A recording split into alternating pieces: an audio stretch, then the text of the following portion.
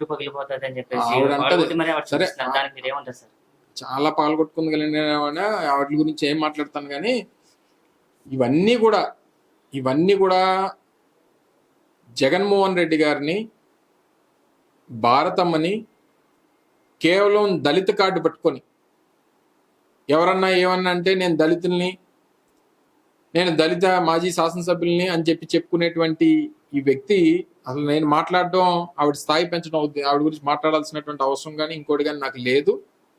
ఏది ఏమైనప్పటికీ నేను వెళ్ళి కొట్టాల్సినటువంటి పరిస్థితో లేకపోతే ఇంకోటో లేదు. ప్రజలు రేపు ఓట్లతో కొడతారు. ఏ రకంగా వాళ్ళకి బుద్ధి చెప్పాలో, ఏ రకంగా వారి తాలూకు ప్రవర్తన రేపు బుద్ధి చెప్పాలో అనేటువంటిది రేపు ఎన్నికల్లో చూపిస్తారు. సిఎంఆర్ షాపింగ్ మాల్ మన హైట్ నగర్ లో భాగ్యలత కమాన్ పక్కన ఫిబ్రవరి 29న ప్రముఖ సినీ తారలచే గొప్ప ప్రారంభం. అప్పటి వరకు వెయిట్ చేయమనండి, తర్వాత మిగిలిన విషయాలన్నీ మాట్లాడుతాం. సార్, పొత్తులో భాగంగానే 24 సీట్లకి మేము కమిట్ అయ్యాం. సో మేము బానే ఉన్నాం. వైసీపీ వాళ్ళే మా మధ్య పెట్టించి మా పార్టీలోనే విభేదాలు. ఈ రాష్ట్రంలో జనసేన పార్టీ నాయకులే 24 సీట్లేనా ఇంతేనా అని చెప్పి అంటున్నటువంటిది వైఎస్ఆర్ కాంగ్రెస్ పార్టీ నాయకులు. మాకేం సంబంధం? 2 సీట్లు పోటీ చేయమనండి, మానేమనండి. పోటీ కూడా మానేమనండి. 2014లో పోటీ కూడా మానేమనండి. ఈ రాష్ట్రంలో 24 సీట్లలో పోటీ ఇంతేనా అని చెప్పి అంటుంది ఎవరు? జనసేన పార్టీకి సంబంధించినటువంటి నాయకులు అడుగుతా ఉన్నారు. సో ఇవన్నీ కూడా క్లియర్ గా కనబడిన తర్వాత దేనికోసం 24కు పడిపోయామో, ఎందుకు 24కే పోటీ చేస్తాం అనేటువంటిది ప్రజలకు తెలుసు. మొదటి నుంచి చెప్తా ఉన్నాం. దానికి ఆ జనసేన పార్టీలో ఉన్నటువంటి నాయకులకు కూడా తెలుసు. బహుశా ఇప్పుడు బయటపడకపోవచ్చు. కొంతమంది ఇప్పటికే రోడ్డు ఎక్కుతా ఉన్నారు, కొంతమంది బయటపడతా ఉన్నారు, కొంతమంది రేపు బయటపడతారు. అవన్నీ కూడా కనబడతా ఉన్నాయి.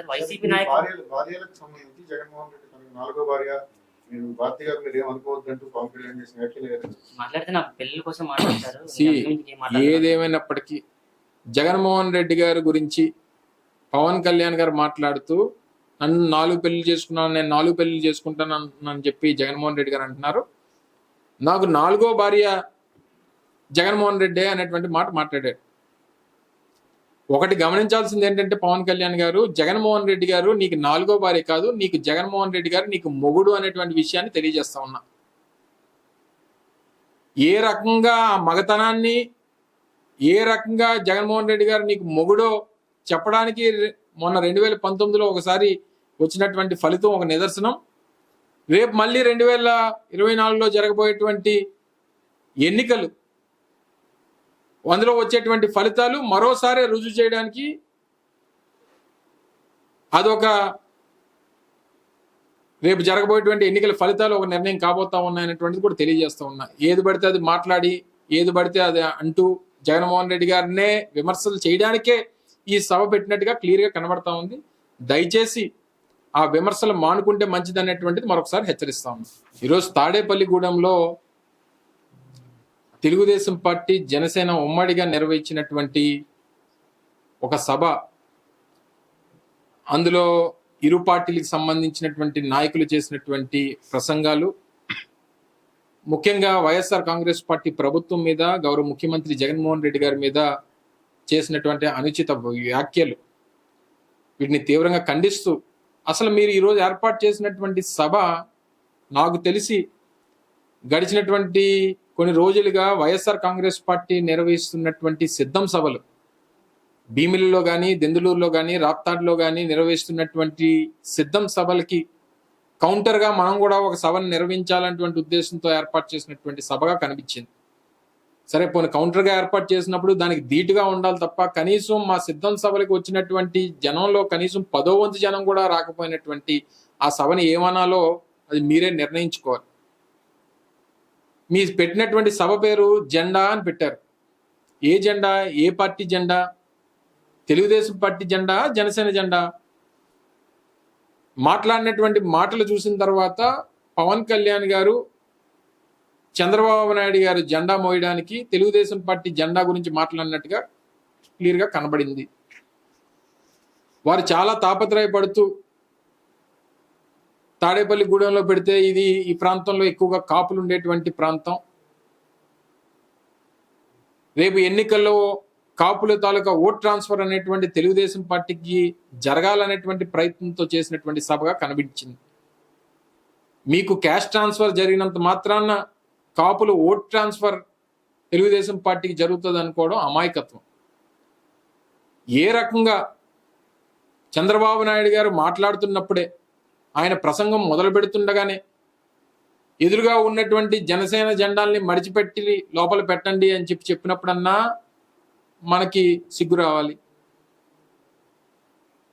ఏ రకంగా చంద్రబాబు నాయుడు గారు మాట్లాడినప్పుడు కనీసం రాష్ట్రం గురించి కానీ రేపు ఎన్నికల్లో వెళ్తున్నప్పుడు ప్రజలకి ఏం చేయబోతున్నాం అనేటువంటి చెప్పేటువంటిది కానీ ఎక్కడా కూడా లేకుండా కేవలం జగన్మోహన్ రెడ్డి గారిని దూషించాలి, జగన్మోహన్ రెడ్డి గారిని నోటుకొచ్చినటువంటి మాటలు మాట్లాడాలి, కేవలం జగన్మోహన్ రెడ్డి గారి మీద విమర్శలు చేయాలనేటువంటి సభలాగే కనిపించింది తప్ప రాష్ట్ర ప్రజల కోసం కానీ రాష్ట్రంలో పేదవాడి కోసం కానీ కనీసం ఏదైనా ఒక మాట చెప్దాం అనేటువంటి మాట ఎక్కడ కనబడలేదు.